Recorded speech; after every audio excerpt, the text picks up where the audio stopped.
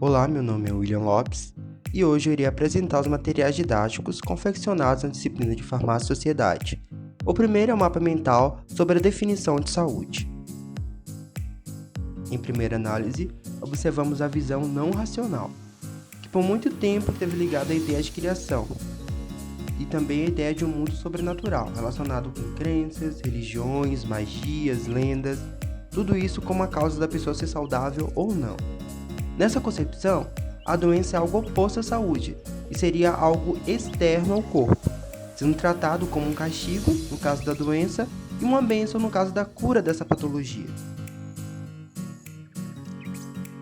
Por outro lado, na visão racional, nós temos as primeiras evidências do pensamento racional, que surgiram na Grécia, com os pensamentos pré-socráticos que tinham como base o mundo dos elementos da natureza.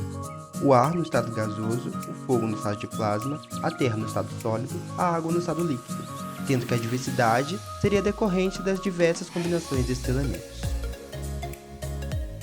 Sendo assim, de 460 a 377 a.C., surgiu a concepção moral, onde a saúde seria resultado do equilíbrio da mistura dos 4 fluidos do corpo: sangue e ar, bile amarelo e fogo, bile preta e terra, fleuma e água.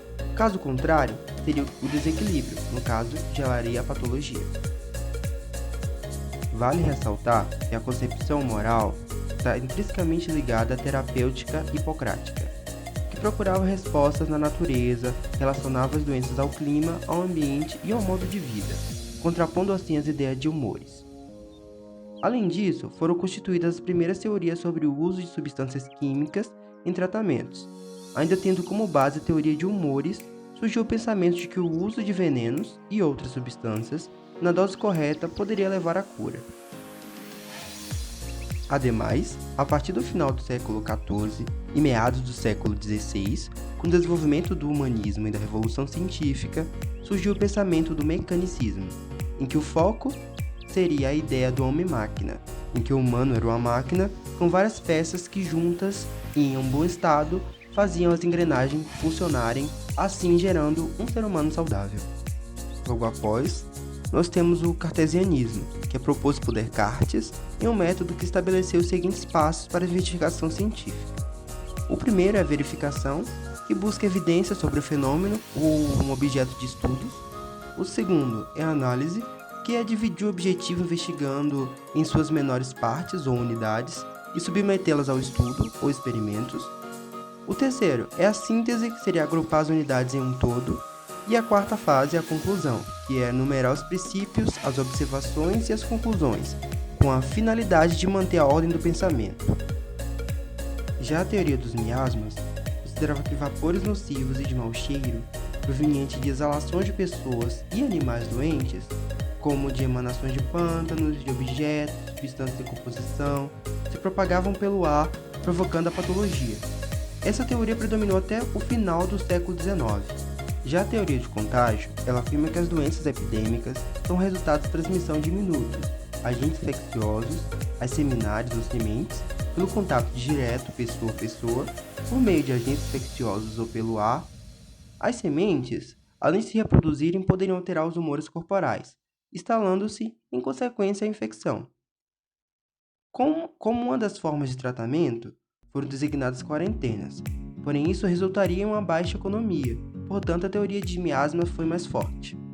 No final do século XIX, com a identificação das bactérias, inaugurou-se uma nova concepção de doença, a unicausalidade. A cada doença corresponde um agente causador, que uma vez identificado, poderia ser combatido.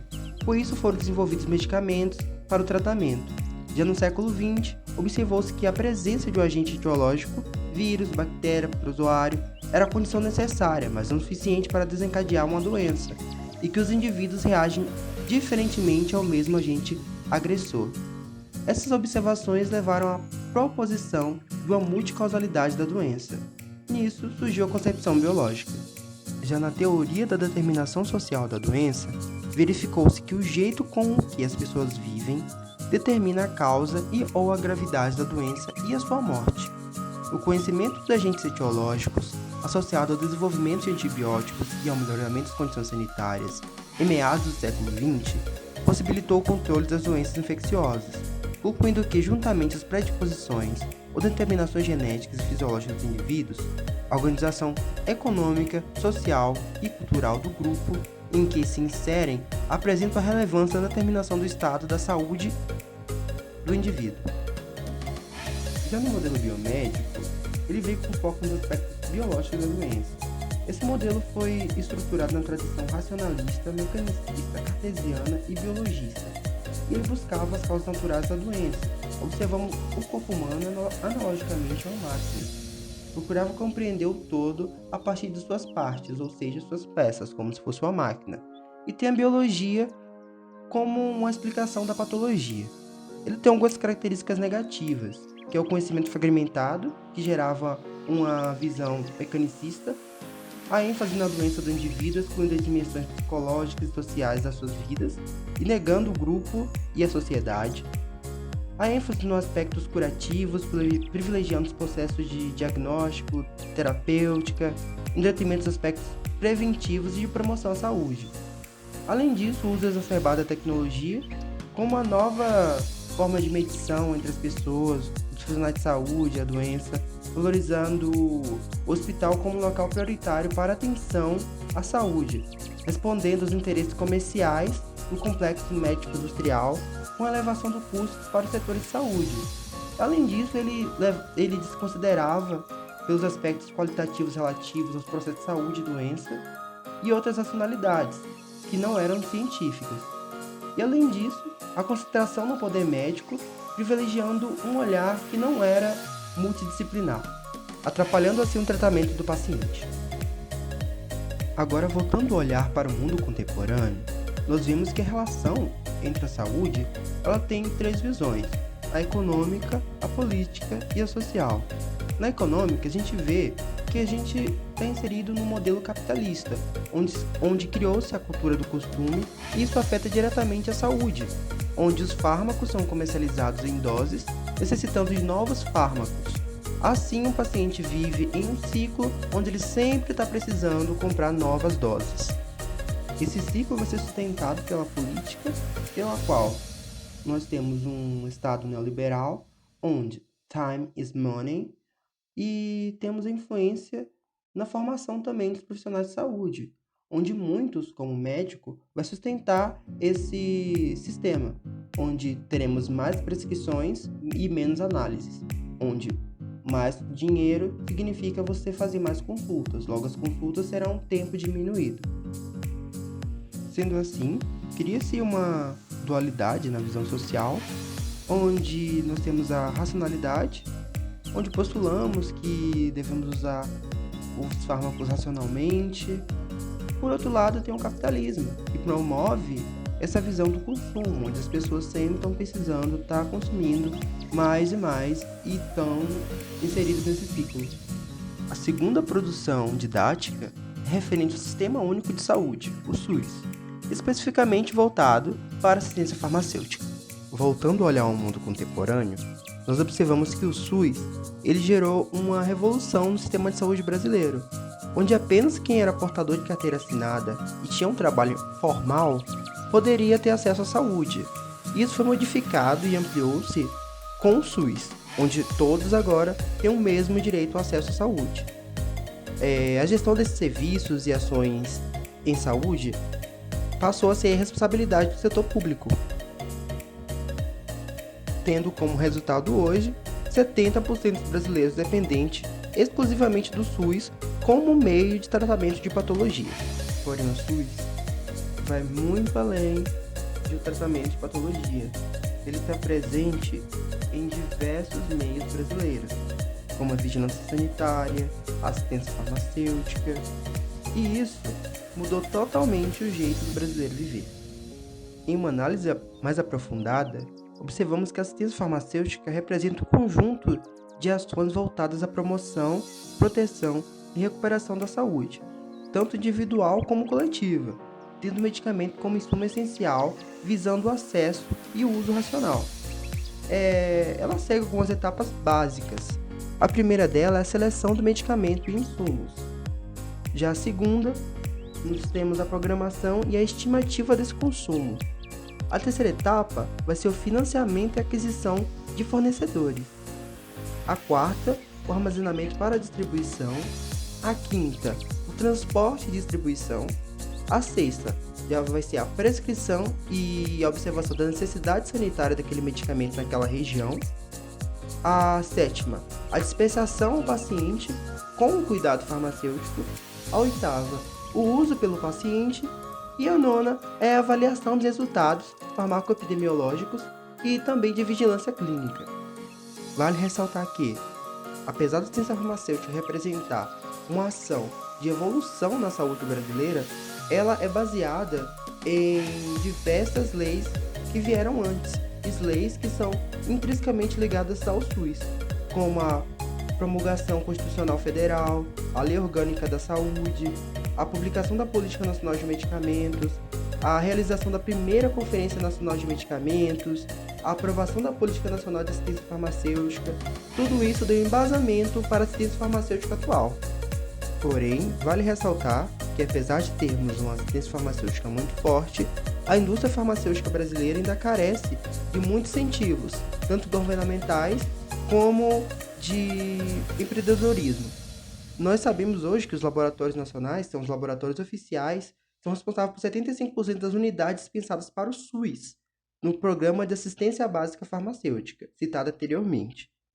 Porém, as farmacêuticas multinacionais ainda dominam cerca de 80% do mercado brasileiro, enquanto as empresas de capitais nacionais são responsáveis por 20% do faturamento total. Vale ressaltar a importância também dos parques públicos de laboratório, e sabe-se que cerca de 3% da produção nacional, em valor de 10% do volume equivalente a cerca de 10% do total das compras de medicamentos pelo Ministério da Saúde, são feitos nesses parques públicos de laboratório. Então, visando a importância desses para o SUS e para a saúde brasileira. Vale ressaltar também a desigualdade de distribuição profissional. O Brasil é um país em dimensão continental e os profissionais farmacêuticos não estão distribuídos de forma igualitária dentro desse território. Segundo o relatório do Conselho Federal de Farmácia, a região norte conta apenas com 7,5% dos farmacêuticos do país, seguido pela região centro-oeste com 11,7%, nordeste com 14,7%, sul com 27,7% e por último a região sudeste com a maioria dos profissionais, com 38,4%. Vale ressaltar ainda que essa distribuição pode ser comparada à apresentada pela revista Guia da Farmácia, que reúne dados do IBGE com o Instituto de Ciências Tecnológicas e Farmacêuticas e o Instituto de Pesquisa e Pós-Graduação para o Mercado Farmacêutico, pela qual o mapa traz os resultados divididos por estado. Porém, se calculada a média por região, obtemos que a região norte tem apenas 5,2 profissionais farmacêuticos, centro-oeste 9,8, nordeste 13,6, sul com 19,9 e o sudeste com mais de 51% de todos os profissionais farmacêuticos, representando a desigualdade que nós temos na distribuição desse profissional, que é de suma importância para a assistência farmacêutica. O terceiro material didático confeccionado foi uma linha do tempo sobre o histórico da profissão e educação farmacêutica. Primeiramente, observamos que a medicina passou a controlar, normatizar e intervir nos demais ofícios relacionados à saúde. A hierarquização valorizativa era tal que o próprio ensino de farmácia na Faculdade de Coimbra, em meados de 1700, dirigia os seus estudantes de medicina, os quais aprendiam a teoria prática da arte farmacêutica e um curso completo com o mais hábil boticário. Ademais, o Congresso Nacional dos Práticos debatiam acerca da autonomia profissional e apreensões relativas ao papel da regulamentação do Estado, especificamente o jogo de disputa na demarcação dos limites de atuação, afirmação da autoridade e a restrição, ou distanciamento, existente entre os médicos e as outras profissões que naquela categoria considerava hierarquicamente inferior ou subordinado. Já por volta de 1930, foram criadas as legislações de âmbito federal para a regulamentação da profissão de saúde. Uma nova legislação favoreceu os práticos, além de reconhecê-los legalmente essa forma de ingresso na profissão farmacêutica, e foi oficializada. O poder econômico dos donos de farmácias, que possuíam grandes redes, bem como a pressão das empresas multinacionais interessadas em facilitar a dispensação de medicamentos, teria influído para a aprovação dessa legislação, conforme a farmácia naquele período. Hepler faz uma crítica com foco dos serviços clínicos com ênfase em quase a exclusividade na informação adotada pela farmácia e tem uma tentativa de superação da visão funcionalista no estudo social das profissões, que é caracterizada por um deslocamento referencial teórico representado de um lado por influência do pensamento marxista e de outro por Max Weber. E logo depois surge a expressão Pharmaceutical Care, pela qual Charles Hepler e Donald Holt realizam uma significativa reflexão sobre o profissionalismo, o propósito social da profissão farmacêutica e também a profissionalização da profissão, isso tudo voltado aos Estados Unidos.